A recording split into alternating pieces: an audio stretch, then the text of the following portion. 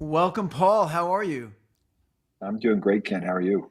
Good. I am so glad you're here. Like I told you, I pre-recorded our intro, so I kind of wanted to jump right into it. I know you've had this background in lean manufacturing and building big companies and writing books around it, but I know it didn't all kind of start from scratch. So do you mind giving us some background on your entrepreneurial and kind of career journey up to You this point? know, I'm like the simplest guy in the whole world. I started as a woodworker in high school, and I really was passionate about woodworking. And I built my first company based around woodworking. I was a cabinet maker. And then, I developed a product called FastCap. I didn't go to engineering school. I didn't do anything. I just developed one simple product. That product took off. I was about 37 years old when that happened. And for the first 3 years, I was running this company and things were going crazy. I had a lot of business from all over the world. And, I was a simple cabinet maker. I had three employees. It was no big deal. And I discovered lean. And what happened was I couldn't manage the inventory. I hired a consultant from the outside to come in and help me. I thought maybe he could sell me some software or something like that. And he said, no, you need to talk to these young guys that are from Japan and they can come in and help you. And they came into the facility and basically turned my whole facility upside down. And in the process, told me I didn't know what I was doing. And I was very successful at that point. I'd made a lot of money. I was making a lot of money. And, I was a little cocky maybe Yeah. at the time. And because things were going pretty well, but I was just struggling with inventory management. And I said, what do I need to do? And they said, you need to learn lean manufacturing or Toyota production system or Kaizen. I'd never heard of any of it. I got a degree in education, not in business or anything like that. So I wasn't exposed to it.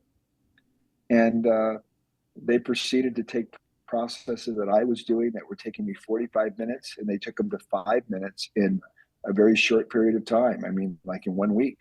To And put, I, I'm sorry, and just to interject for yeah, a second. So go yeah, ahead. no, so I'm just curious, like, so here you are, you're in your late 30s at that time, maybe, Mhm. Right, right? 40. And or I was about 40 40 by years old. then. Okay. And like you said, company's going good, you got money in your pocket, you Right. are paying for this advice. So I guess you're kind of, what's your mindset at that time? Are you sort of reluctantly taking the advice? Or are you sort of like, okay, I don't really like getting called out like this when my business is doing so well, but you're the professionals Yeah. and I paid you? Was that kind of the dialogue at that time? Yeah, I think it's a really good question. Nobody ever actually ever asked me what my mindset was at that point. I was curious. I wanted to solve the problem. So I Right. was certainly willing to listen to them. And Right. they came on good advice from somebody who I respected, another consultant. So I was definitely willing to listen to them. But at the same time, when they kind of told me in a relatively direct way that I didn't know Yeah. what I was doing. And I was a Mhm. very accomplished person at that point in the game. I was maybe a little bit like, dude, I make a lot more money than you are. You have Sure. no clue what you're doing. So I think Sure. there is a mixture of probably more curiosity, more wanting to learn, more wanting to find out what they had to teach me, but a little bit of like, go Yeah. take a flying leap. Well, we all have our egos, and the Yeah, reason I asked that question right. in that way is I think a lot of time. I mean, I think it takes kind of it takes a unique personality to be in the position you were in and receive that advice rather than just say, why would I listen to you? Like you're saying, when I'm already worth millions or whatever. Like Yeah, what's yeah, the yeah, point? You're a yeah, consultant. I've got this. So anyway, cool. So those guys dug in, gave you some great advice. What happened from there? yeah. Well, like I said, I want to interject here what you just said. Yeah. Hands folded. Thank God I listened to them. Yeah. I couldn't even imagine where I'd be today. I'm sitting here in Japan. I've led over 40 Japan study missions, trained over 800 executives from around the world in Japan and Toyota and Lexus. And, my whole trajectory in life changed at that moment. So what happened next was uh, I, I I paid them $10,000 a week, which was a lot of money because that was like buying a car back then. And I was Sure. like, I talked to my wife. She said, "Are you out of your mind?" I said, "No, I think these people have something to teach me that I need to know." And they came in and basically tore my whole company apart, everything I had built, and it looked perfect. I mean, my place was perfect. I mean, it was like beautiful. I was not a pig. I was very organized. I was ODD, OCD. I had it all. You know, there was no acronym that I didn't have behind my name in terms of running things and making things look good. But they basically said what you're doing is wrong. And so they, for 2 weeks, they spent there and they convinced me without a doubt that I had to go another way. And as soon as that happened, I got on a plane. I went to Japan. I'm in Japan right now. And I saw from my own eyes the gap between who I was and how I ran my company compared to Toyota, Lexus, and the Japanese. You know what I thought was really interesting was I heard you say one time on another show, or maybe I read it, but that at that same time that those guys had come in from Japan, is the consultants, is right before that, I think you said your banker had done a tour and said, "Wow, your business is, beautiful. It's amazing, and we're going to open up a line of credit for, I think it was like quarter of a Quarter million of a million. dollars or whatever." Yeah, Yeah, and this is yeah.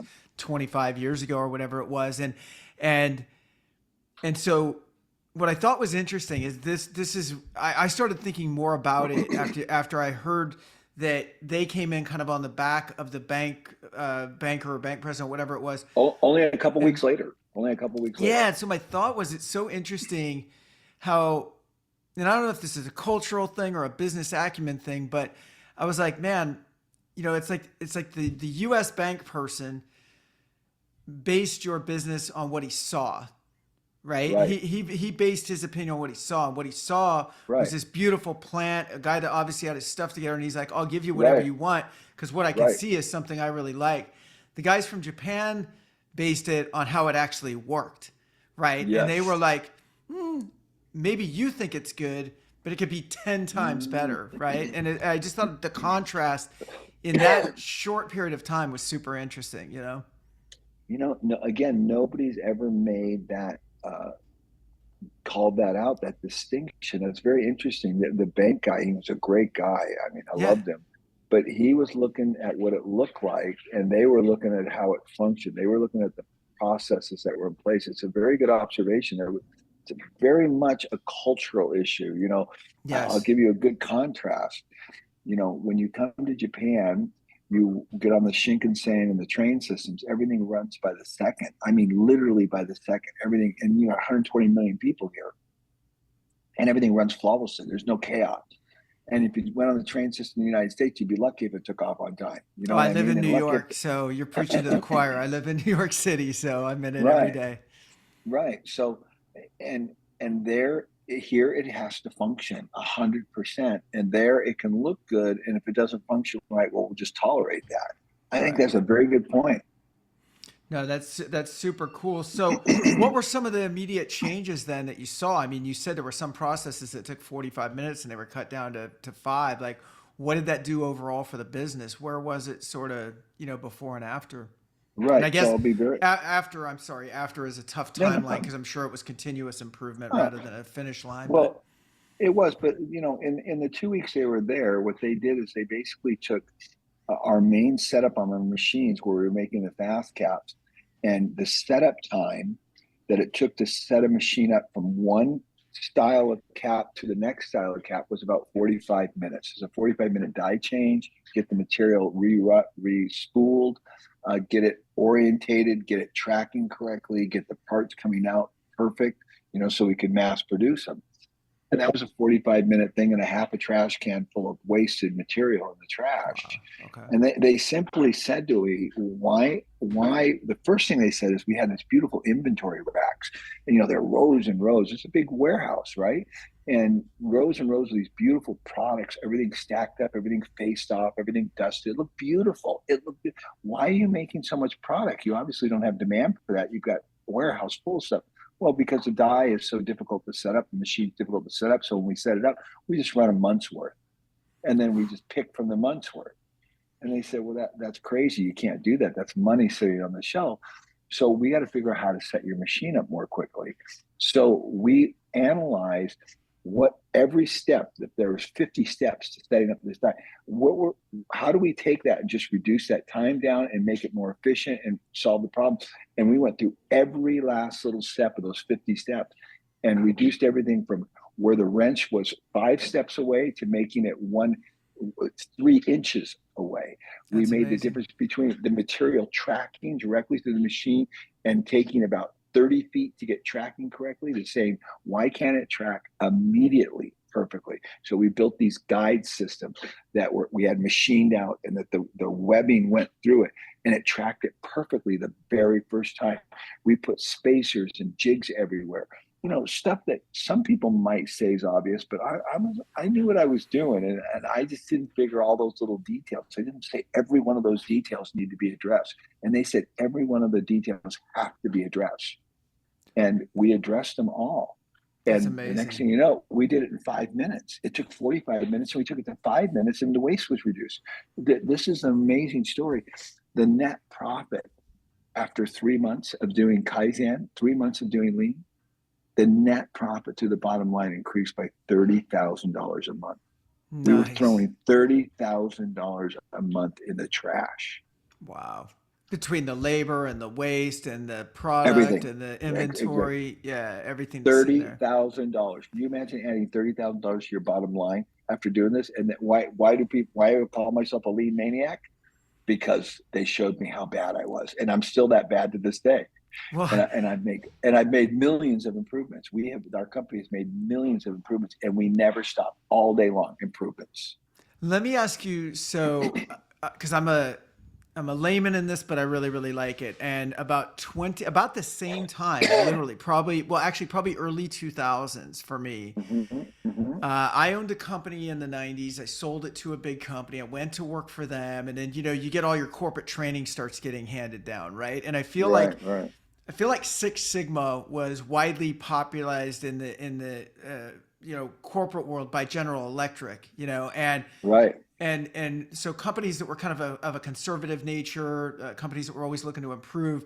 I feel like GE back then, Jack Welch, that whole thing. A lot of us were like trying to model that. Well, I got told like basically you're going to Six Sigma training, right? Which I don't know Right. if that's exactly Lean and Kaizen, but similar concepts I think, or they're like Mm-hmm, offshoots of each other a mm-hmm. little bit. But Right. I go reluctantly to this Six Sigma training. I didn't want to be there. And oh my God, it was almost like when I got there, someone was just speaking my language. I'm like, oh, these are my people. I loved it. I just ate it up. I mean, the idea that we could make sometimes small changes, but done in a large way over a big Mm-hmm, mm-hmm, quantity. mm-hmm. Like you're saying, you change the press. Well, if you're only using it once a month, it's one thing. If you're using it hundreds of times a month, it's another, right? If Right. and so I became really, really passionate about looking at our processes and systems all the time, which is why I was so excited to talk to you today. And Right. it's impacted us today because I think lean becomes a bit of a way of life or an attitude. It's a way that you're Completely. constantly looking at Completely. improvement. Yeah. I'm curious, why do you think, Ken, it was so gravitating to you? Why do you think I've always wondered why some people get it, because I only say 2% of the people in the world get it. So why was it attractive to you? I love that question because I think I hate clutter. I mean, I'll tell you some of the things I don't like before I tell you why I Mm, gravitate. I don't like clutter. I don't like messes. I don't like people or situations that are difficult to communicate. Like, I like things that are streamlined. I like things that make sense. And whenever someone can tell me there's a quicker way from point A to point B, not just quicker, but like a more efficient, a better way from point A to point right, B, right. then I'm on board. And I also love this idea because I think as human beings, we're all hardwired for growth. And I think the idea of Uh, being in this mindset is directly tied to being in a growth mindset. And so not to be corny about it, but I think it spiritually feels good to be improving. I think it spiritually feels good, whether it's in your personal life. And I really want to talk to you about that as well, because I see that you've taken a lot of these principles outside the workplace. But I just love the act of being engaged in continuous improvement. God, it's just profound what you're saying. I was going to say earlier in the interview, I was going to say it almost becomes like a religious experience a Yeah. little bit, where you kind of like go, oh, I see it, I get it, I see what's going on, and this is going to solve a lot of problems. And not everybody has that experience for some reason. I don't know why, but there's a group of people that when they learn about this, they just go, Yes. and it's over with. Right. And I think it is a spiritual thing, actually. I actually had it described to me one time from a top Toyota leader. I interviewed him here in Japan, and he told me this is a religious experience. Most people understand the spiritual aspect of what's going on here. I This had is from a a Toyota guy. I have a theory also on the reason that a lot of people don't gravitate towards it is where I think we're also there's a part of us that's hardwired to not want to change, right? We're hardwired to want to Mhm. stay the way it is, and everything about this is about change. All of it is Right. about change. You Constant don't, and constant and and constant constant change. change. I wasn't planning on doing this, and I don't know if I'll have to cut this out of our podcast or not Sure. because No I don't problem. know how it's going to read here. But I actually wrote a memo to my team today because I just put them through a million changes, and I didn't even think about it coming on here today. But it directly relates to what we're talking about. So I'm gonna bear with me for a second, and I'll read through it. But I've put my team through a meat grinder for the last month or so. Okay, like just Yeah. change after change and new software, and it's all good, and it's all working, and everybody looks like it's Friday today that we're recording this, and they all look like Right. they're ready for the weekend. You know what I mean? So I Right. put, Right. and I think it relates to what we're talking about. So here it is. I said, this is to the team. In business, there are certain times when you look at it and go, wow, that was a huge moment for the company in terms of growth when you look back. When you're in the middle of these moments, it often feels crazy hard and filled with both excitement and uncertainty. This feels like one of those months. Change becomes the norm, and through it, you see extreme growth, both personally and professionally, but it can be hard in the moment. For Shannon and I, the creation of the Leaders Lab rebranding and reboot in March of 2021 was one of those months. Shortly after, we brought on one of our team members. That was a huge thing, and I continue to go through all these different big things that we went through and kind of calling out and crediting some of our team members. But towards the bottom of the message, I talk about um, Shannon and I could never have, Shannon's my wife, imagined where we could have taken the Leaders Lab from its inception less than 2 years ago. And we owe each of you a massive thanks and a debt of gratitude.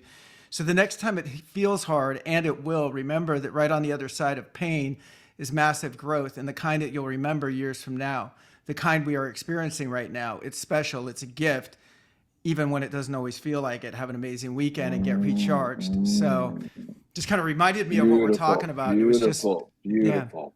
thank It, you. it, it and it is painful. And what I went through was not easy. I had a massive resistance from my people.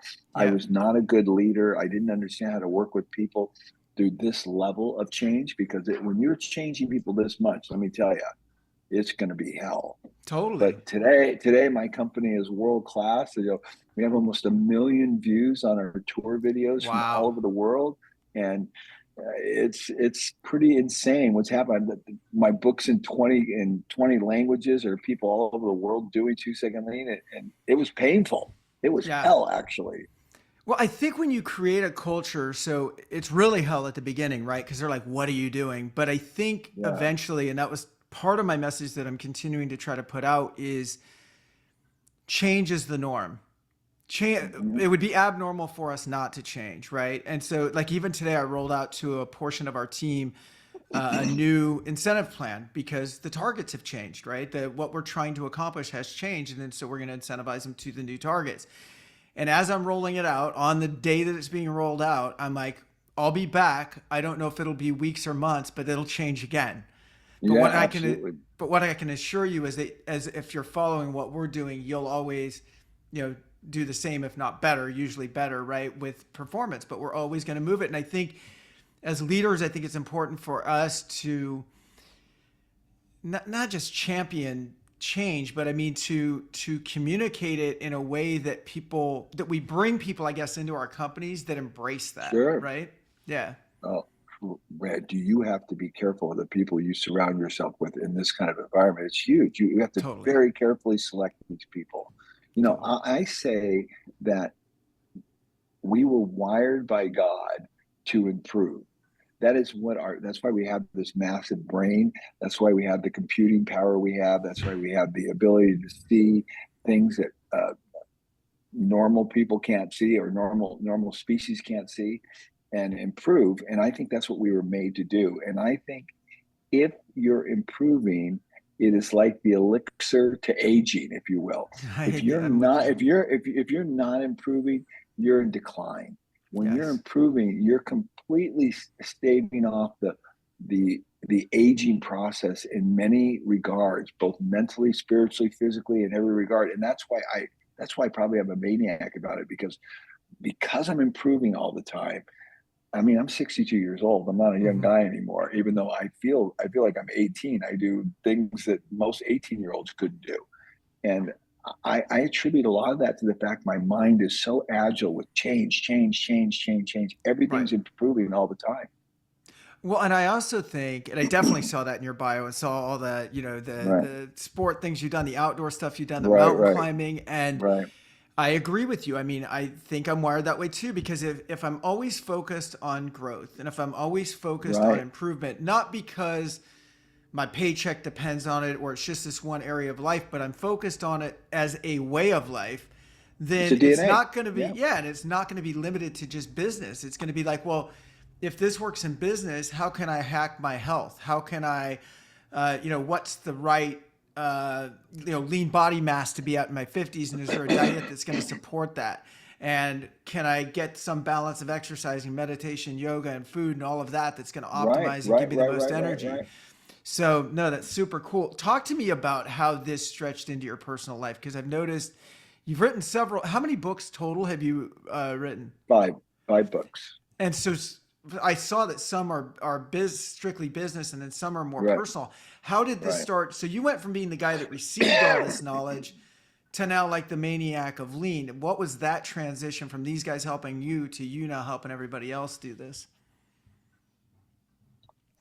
That's a good question. Well, basically, the first book, 2 Second Lean, came about because I got tired of answering the questions. I mean, I was being inundated. All I did was simply post some videos on YouTube for my team so that we could watch them in the morning meeting. Those videos went viral. Okay. So everyone started contacting me saying, "Hey, we want to come to your company. We want to come to your company." And then we were doing tours like every 2 or 3 days. Somebody was in our facility from all over the world. People were flying from Germany, Slovenia, Italy. People were flying Wow. from all over the world to come see us. And I thought, man, I gotta write a book on this just so everyone doesn't have to come here anymore. This is Right. crazy. Right. So I just simply wrote the book, and basically we give the book away. I mean, I've got an app called 2 Second Lean Play. I spent over 50,000 bucks on it. I spent a fortune, and it's all free. You can just listen to my audiobook in 9 languages, 10 languages. I don't know how many languages it's in right now, but I give everything away. I don't want anything. I mean, I've been so blessed, it's beyond all comprehension. I love the idea of it was almost done as a shortcut to go, hey, yeah, like you don't have to come here and visit. We can get on with our work. Here's a way for me to put it out and share it with you. That's really cool. How Exactly. does it trickle out of business and into your personal life? Well, the benefits to my business have been so profound that it would be an enigma if I didn't transfer it to what I do every day, how I get up and make my coffee, how I make my eggs, or whatever, Right. everything, how I take out my trash, how I use my garden, how I manage my yards. And I mean, I have pictures online of my home. Matter of fact, well, in the back, you can see my yards right now. Yeah. You can see the background. I mean, Very cool. I have a world class house and a world class, everything's world class. And you can't keep things at that level unless you're just going to piss away a lot of money really quick, because my yards are 15 acres and I have basically one or two people managing the whole thing, and it's kept like a museum. It's Yeah. perfect. Well, we do that through lean thinking. You guys are probably listening, not watching, but yeah, it literally looks like a combination of a perfectly manicured golf course combined with like a Japanese garden. It's like beautiful. Exactly what it is. It's Yeah. 15 acres of Japanese gardens is what it is. It's Yeah. just like staggering. There's a place in Phoenix. There's a Japanese garden in Phoenix, a public one that's I used to live there, and yeah, it's reminding me exactly of that. It's beautiful. Right, right. So, but And tell so me, I had to apply lean to that. I couldn't just apply lean to my home. I mean, to my business. I had to apply it to my home in order to high this high standard of living that I so give me an example of something that you have. use lean at your house and or in your personal life that's been something that saved you a lot of time or a lot of money over Well, time. I'll give you a great example everyone could hopefully associate with. I mean, I can afford to go to the car wash every day to have my car polished and waxed. I mean, there's not, it has no consequence on my income at all. But I have a lean car washing station for me and my wife at my house, and it's unbelievable. So when you pull into the garage on the left-hand side, hot and cold water automatically hooked up to the pressure washer, an electric pressure washer mounted on the wall, hose reel to unwind it, vacuum hose reel for unwinding the vacuum hose reel, all the soaps, everything arranged perfectly in the right order. Everything is so fast and so easy. I can pull up, I can wash my car in 10 minutes and be done, and zero struggle. There's no like dragging the hose out. There's no Yes. like, how do I get the hose connected? How do I it's just like boom, boom, boom, slam, bam, thank you, ma'am, over with, everything's perfect. And I love doing it. And my wife loves doing it. And it's no struggle. Well, There's the a one savings example. isn't the money, like you said. You'd never miss the money from getting it done. It's the time of sitting around the place while you wait for your car, right? It's an hour, maybe even more each time you go in, and like Right, right. why mess with that? That's super cool. Well, Um, and there's one other thing though, really important, and this is the big thing that drives me. It's the emotional energy. When I'm highly productive and things flow and things get done without a lot of complication and a lot of resistance, there isn't much resistance. I have emotional energy to put into all the other things that I'm doing in life. But totally. if I'm doing something that's difficult, it completely sucks all the energy out. Do I want to go out and exercise? Do I want to go out and go for a hike? Do I want to write a book? Hell no. I'm so distracted with all the crap around me. I don't want Yes. to do any of that stuff. I love what you're saying here about the flow. I Yeah, weird thing to kind of relate it to, but since it's my background, I will. So I was drinking too much, decided to stop drinking a Right. few years ago. The group that I connected with eventually that really helped me and is a guy named Tommy Rosen. What he talks about is consciousness and kind of being conscious and being present of Right. things that are taking up mind space, because when they are, you're sort of disconnected from consciousness, right? So Right. to your point, if I'm sitting there going, oh, I got to go get the car washed, I got to do this, I got to do this, I'm not in the zone. I'm not being creative. I'm Right. not being productive. And so I try to do the same thing where it's like if something's nagging at me, we all have things that come and go into our minds, but if something's sitting there or it's repetitive over and over again, my mind immediately goes to like, we just got to solve this, right? And so sometimes even Right. around our house, I've done some very dorky little, I guess, things along this line. One would be in our trash can. What do you do every time you take out the trash? Well, usually you go take out the trash and you walk it outside, and then you go and get a bag from under the sink and Right. why do you go under the sink every time? Why don't you just put the trash bags under the other trash bag? You know what I Right. mean? Like stuff like that. In the dishwasher, when you load silverware, and I know we're giving you guys some like small examples, but just imagine if you did these again in a process in your business Oh that yeah. multiplied itself 5,000 times over. But at home, I'm like, okay, everybody rinses silverware, throws it into the silverware catcher in the dishwasher, right? And then you shut it and you run it, and then you take it all out, and then you sort all of the stuff, and then you put it away. And the sorting of the silverware to me is not a fun task at all. So now I'll tell Mhm. you, now you're really going to know that this stuff's in my heart, because I'm like, why don't we just put it in? And I think I learned it at a restaurant a long time ago and just took it home. Right. But why don't we just put it in the way we take it out? If you're going to drop a Right. fork in one at a time, why don't you just put it in a fork section, in a spoon section, a knife in a knife section, and when it's all clean, you can just grab it all by a handful and drop it in the silverware drawer where it belongs, you know? Exactamente in Espanol. That's exactly right. And that's exactly the way you got to think about everything. And I put the trash cans underneath, I put the trash bags underneath the trash can bag as well. I do the same thing. And well, why would I want to go search for those? I mean, Yeah. it's It's like there. it's like if they're right there, there's no other space to take it. So that's amazing. So Exactly. I noticed you've talked to or read that you've given. I know you've talked in over 100 countries on this subject. I know that you've spoken with lots of the biggest companies out there, and some Hmm. that I got to think. Like I think I saw on your list of clients was Amazon as an example, which I have to imagine. I can't.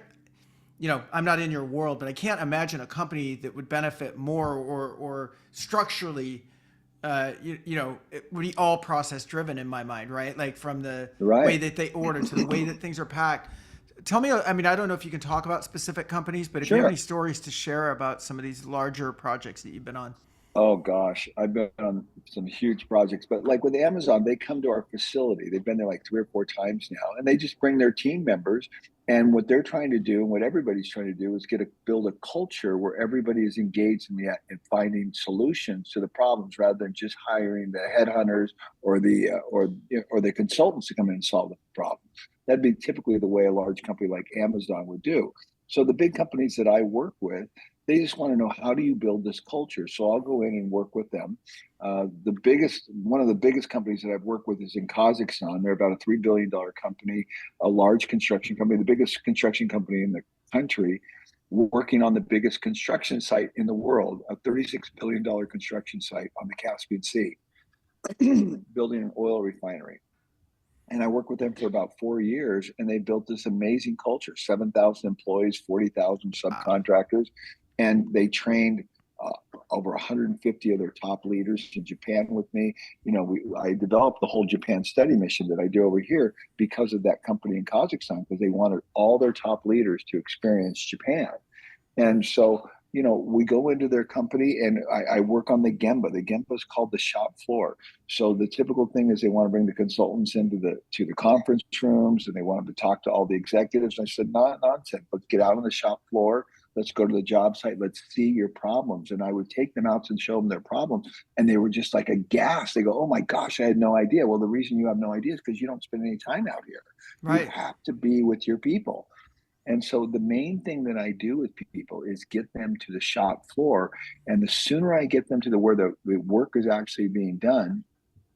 So in your case, let's say if I was to work with you, not that you need me to work with you, but I would simply go to where you're doing the recording, all the prep work for doing the recording, how you interface with the customer. And I would look at every one of those processes, and I would say, and I would show you, how can you improve these? Where's the pain points? Where are the things that are uncomfortable? And what can we do that people complain about and maybe say it's not so seamless, and go from there. Right. And once they develop those eyes, it's over with. They don't need me anymore. Right. The timing of this is really unique because, in addition to the podcast, or really the main business for us is talent Right, acquisition. So we right, find leaders for other companies, basically, right? But we are a very process and numbers driven company. So we have right. to give you an example, it takes for about a thousand, for about every thousand candidates that are sourced, about 2 to 3 would get placed in jobs. So that's Oh, that, and along the way in wow, between there wow. are things like phone calls and screening and resume review and all. So when you talk about a Exactly. company that could benefit a lot from, because what if you took 2 to 3 out of 1,000 to 5? Well, you just doubled the size of your business, right? Even though as a 5 out of 1,000 doesn't sound very good, but it's double, right? And our business is already You're highly thinking exactly successful. right. Well, yeah, but You're the thinking problem is, exactly.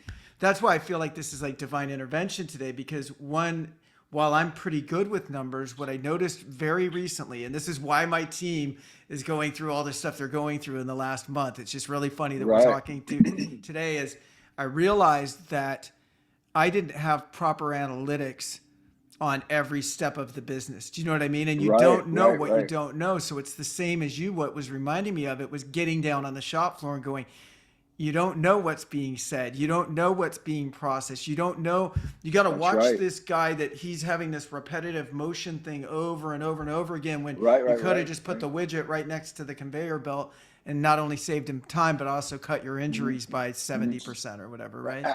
Absolutely. Yeah. And this is exactly right. I'll give you a couple more good examples that might help. So I have an attorney in Australia that I met in Sydney in a sauna, and we were just talking, and I met him for like 15 minutes, and I said, "I'm an author. I write these books, and about Lean." He goes, "You're kidding." I didn't even have my phone on me. And I just said, "Look me up on the internet, paulakers.net." He looked me up and started reading my book. He's a top attorney in Sydney. He took processes that were taking him 4 days to do Yeah. and turned them into 5 minutes. He's like so happy he can't even believe it. And he's a maniac about it, Right. because all the other attorneys can't figure out how they do it, because they literally are the biggest BS artists in the whole Right. world. Right. And Right. and he And he has cut through that whole thing. I'll give you another example. I've got another company, a large construction company. Before they started doing 2 second lean, they were taking like 3 and 4 days again to do processes on bids and quotes. They're doing it like in 8 minutes now. I Nice. mean, these are outrageous results. And just because they couldn't see waste, this is my big premise of what I talk about. Once you teach people how to see the waste in processes, they Yeah. can see inefficiencies. They can see all the over processing, the excess motions, and the defects that they're creating. Once they understand that, then they can solve all these problems without any help from anyone. I And love this is what that. I teach people to do.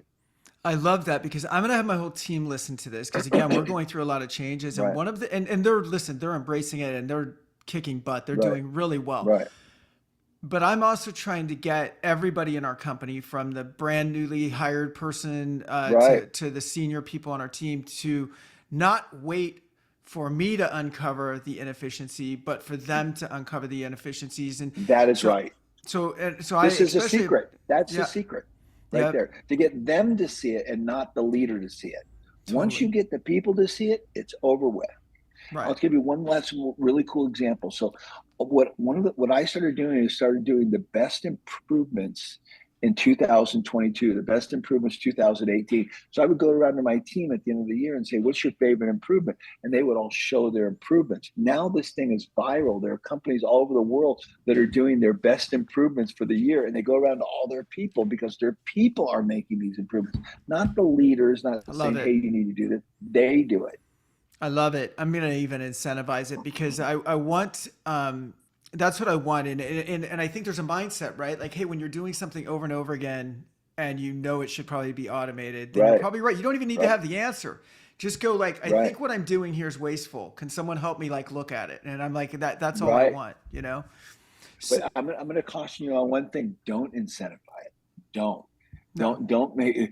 This is my big issue.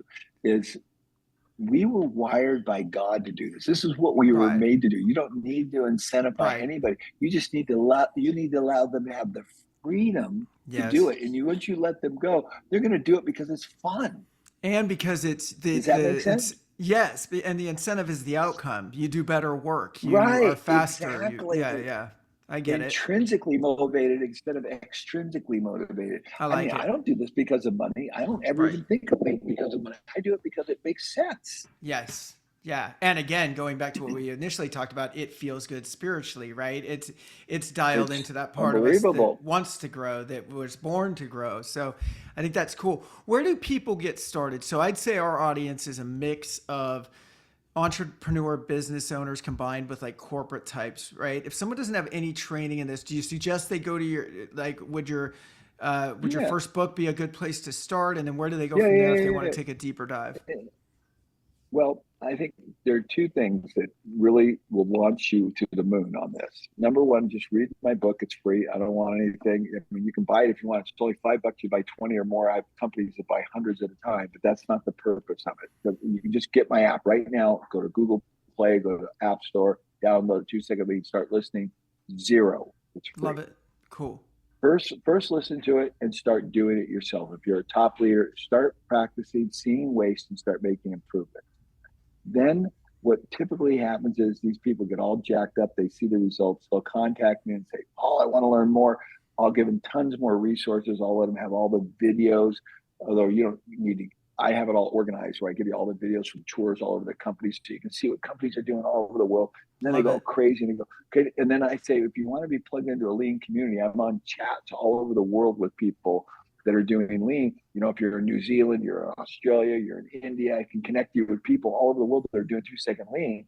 And so now you're in a WhatsApp chat and you're talking, you're seeing all this stuff, and everybody gets all jacked up and it's over with. I love it. I love it. That's a lot of resources in a quick period of time. And so we're going to make sure to Mm-hmm. put all of that in the show notes and where to find your Right. info. And hey, it's been just a pleasure. Thank you so much for coming on. This is one of those talks where I always get something out of our guests, but I have specific action I'm going to take out of this one, which is great. Cool. And so I Cool. love that. Thank you so much. No, my pleasure, Ken. Absolutely. It's been a really joy because you ask great questions. I love the back and forth dialogue. It's so much fun. Cool. You got it. Take care. Nice to meet you. Okay, nice to meet you too. Take care.